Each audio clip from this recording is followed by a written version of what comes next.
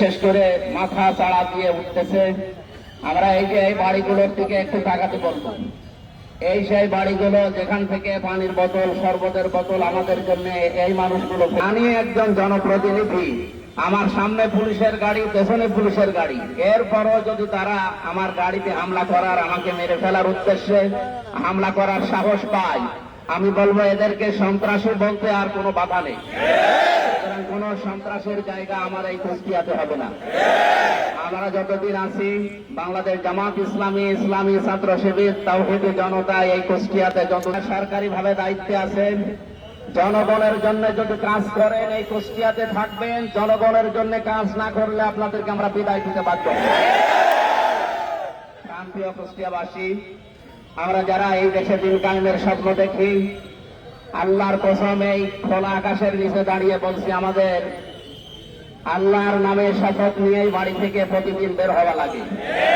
সুতরাং আমরা যেহেতু বের হয়েছি, সন্ত্রাসীর সামনে সেই হোক, বিশেষ করে গণ অধিকার পরিষদের নাম নিয়ে এখানে আব্দুল খালেক, তৌকির এবং নাম না জানা আরো কিছু মানুষের ভিডিও ফুটেজ সেগুলো আছে, আমরা অলরেডি তাদের নামে মামলা দিয়েছি। 24 ঘন্টা সময় দিলাম, যদি গ্রেপ্তার করে আইনের আওতায় আনা না হয় আমরা ডিসি অফিস ঘেরাও করব।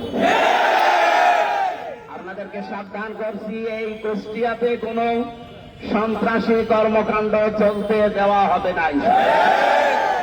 এখান থেকে আজকে কয়েকটা বিষয় জানিয়ে দেই। আমার আসনের ভেতরে বাংলাদেশের এটা একটা আলাদা আসন, আমি তো বলেছি এখানকার সরকারি আমি। সুতরাং এই জায়গায় কোনো চাঁদাবাজি আমার আসনে চলবে না ইনশাআল্লাহ। কেউ কাউকে চাঁদা দেবেন না, কেউ কারো কাছে চাঁদা নেবেন না। যদি কেউ চাইতে আসে বলবেন এমপি সাহেবের কাছে দেওয়া আছে, ওখান থেকে ভাগ নিয়ে আসেন। আর বাবার বুকের কলিজা এত বড় হয়েছে আমি দেখবো সব। 2 নম্বরের বিষয় বলছি, যারা আমাদের সদর থানার এবং ইবি থানার যারা দায়িত্বে আছেন, এসএলআর, এসপি, ডিসি যারা আছেন, জনগণের জন্য এখন থেকে আমরা যা বলবো আপনাদের জনগণের জন্য হলে এইটাই করা লাগবে।